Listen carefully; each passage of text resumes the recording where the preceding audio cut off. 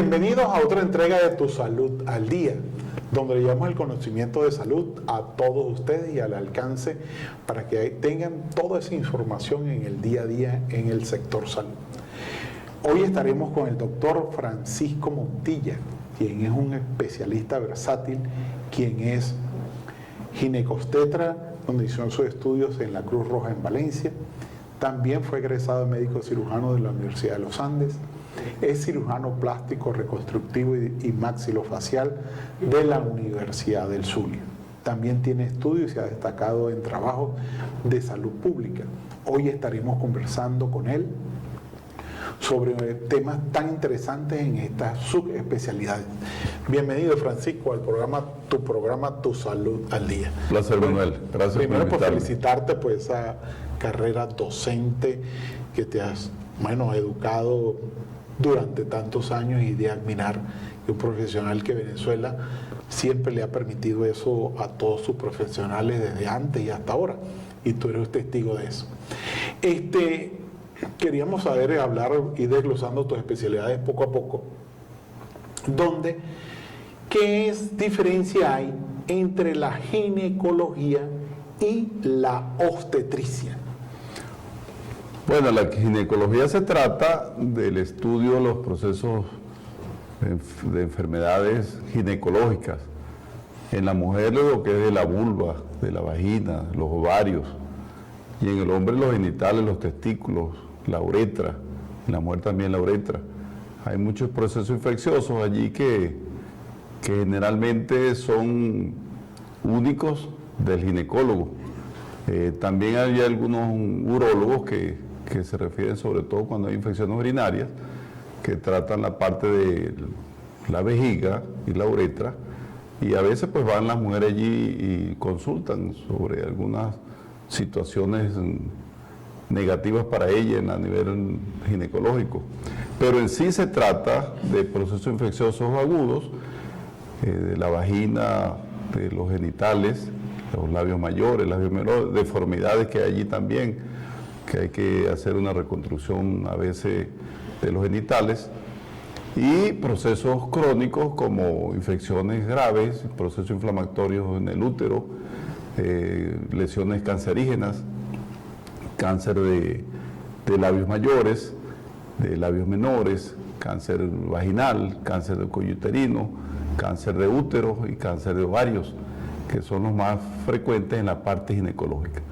Y en la parte ginecobstetra, pues más se refiere a la parte del embarazo, del momento de la fecundación hasta el momento del nacimiento del bebé, a las 38, 39 semanas, de acuerdo a la evaluación que haga el ginecólogo, los tetras, para el momento de atención del parto.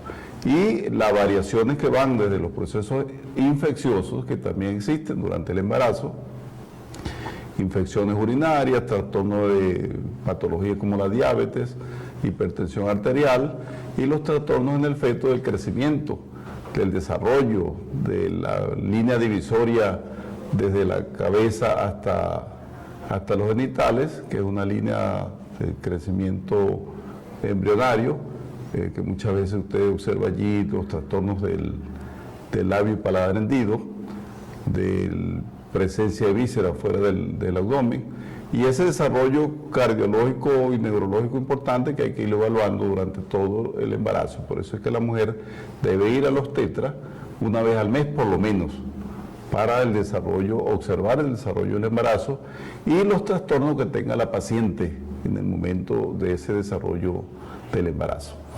Que han cambiado mucho en los últimos tiempos. ¿Por qué los embarazos han cambiado tanto? Estamos en el estado de Trujillo, que si bien se quiere, seguimos siendo pueblo, ciudad, ¿verdad? Entonces, aquel cuidado que se tenía en épocas pasadas, que uno cerraba en cuarentena a una mujer que recién paría, había terminado su embarazo, y hoy en día vemos que la mujer recién embarazada sale, tiene su producto y a los 5 días está caminando y haciendo de todo. Porque antes se hacía eso y ahora no. Inclusive, pues el Estado venezolano es uno de los estados más conscientes en las leyes de protección a la maternidad, porque prácticamente el reposo de una mujer recién dada a luz o haber tenido su producto, el feto o el niño, tiene prácticamente 2 años de permiso, prácticamente se lleva el récord. El preponatal. El preponatal, y ya se extiende pues ya hacia la lactancia y todo. Son protecciones, vamos a decir, sociológicas que son muy beneficiosas.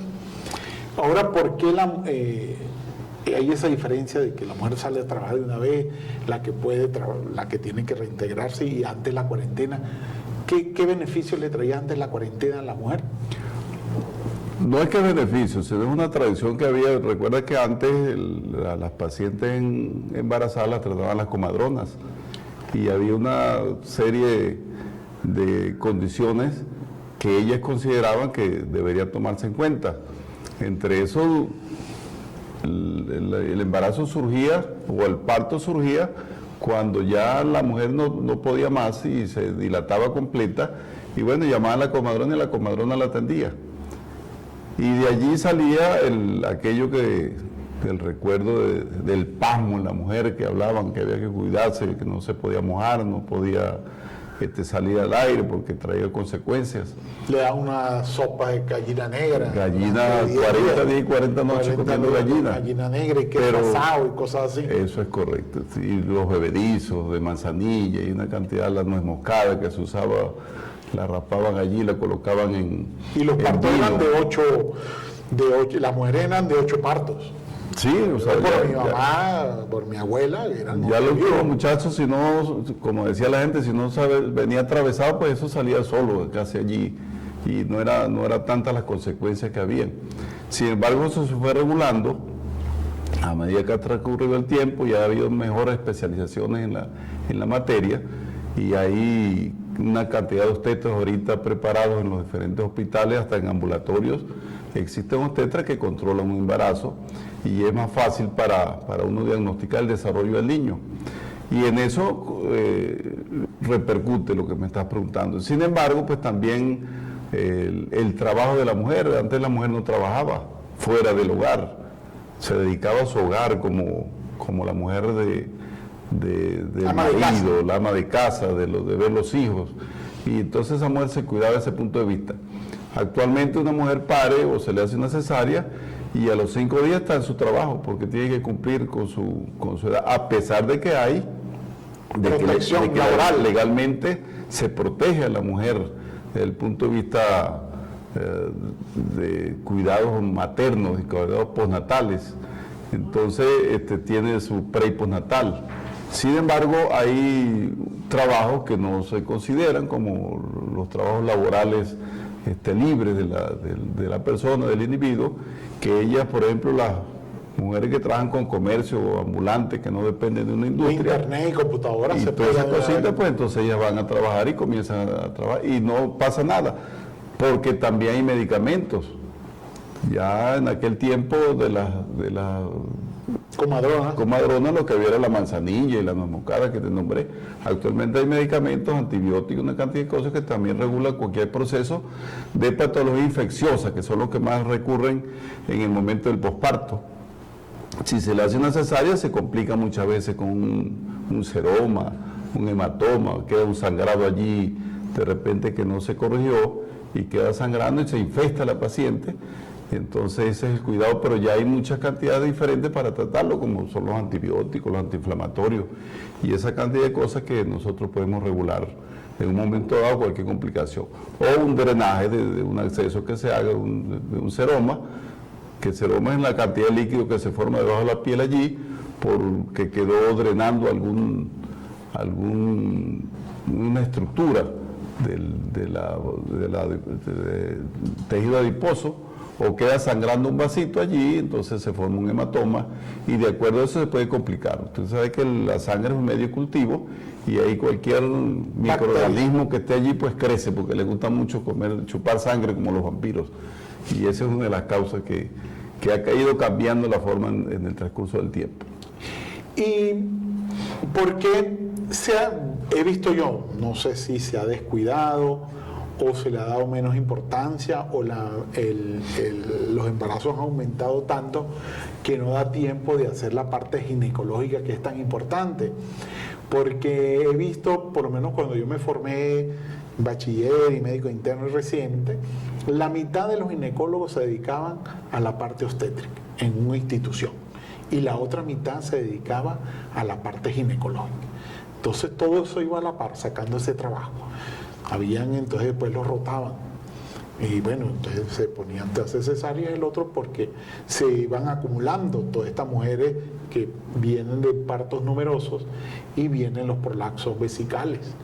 Entonces ahí es donde veo yo la gran importancia de la ginecología y no sé si eso se ha ido abandonando poco a poco porque bueno, es tanto el aumento de la parte obstétrica que la ginecología se ha ido como dando hacia un lado siendo tan importante, porque la mujer que es un ser tan valioso, pues tiene prolapso vesical, tiene problemas vaginales, tiene problemas de uretrocistoceles, o sea, tiene muchas cosas. Pues. ¿A qué crees que se deba eso y qué tan importante es corregirle esos prolapsos vesicales a la mujer? Bueno, ¿Por qué ocurre un prolapso vesical? Que es una de las cosas más frecuentes. Sí, fíjate que los programas de las universidades son casi todos parecidos.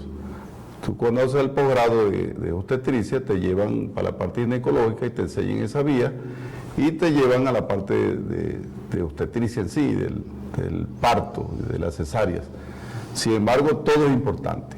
No es que ningún obstetra, ningún ginecólogo no sepa o se prepare solamente en un área. Yo recuerdo en el Hospital Central que el doctor Ribascol y Rafael Isidro Briceño, en aquellos entonces, que era el que le dirían la obstetricia, eran muy estrictos en eso. Y siempre habían dos obstetras operando. Nunca colocaban una obstetra con un residente.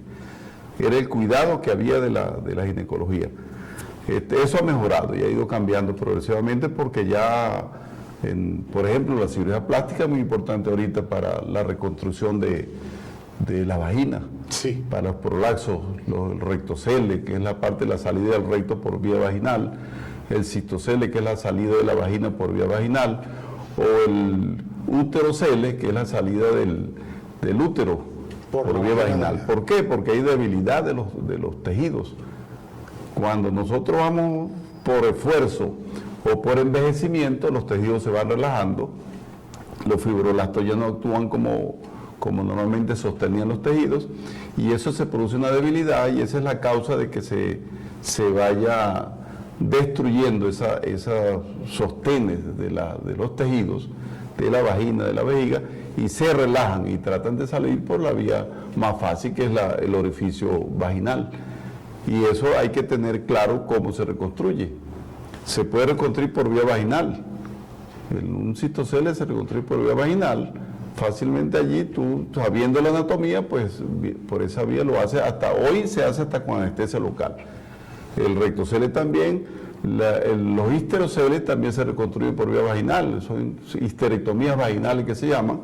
Conociendo la anatomía, tú entras por esa vía, abres el útero, lo regresas hacia la vagina, le das la vuelta, y entonces por ahí van todos los órganos igualitos, los ligamentos, vas cortando, vas uniendo, hasta que sacas el útero.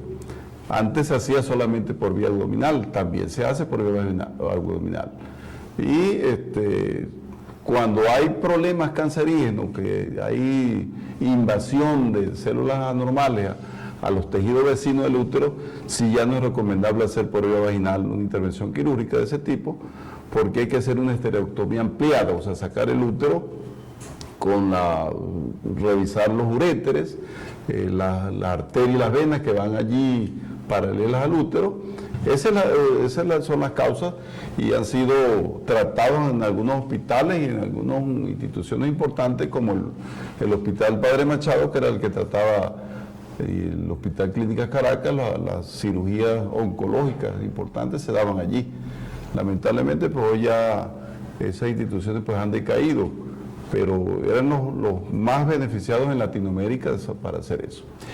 Con respecto a las lesiones de la glándula de Bartolino, ¿tiene eso que ver con un descuido de la mujer en la parte de asexia, antisexia, o tiene que ver con el uso de las fibras textiles que estamos utilizando pues diariamente, que vemos que esas infecciones han estado recurrentes, pero de eso vamos a seguir hablando cuando regresemos de este breve corte. Recuerde que estamos con el doctor Francisco Montilla, que es un especialista versátil.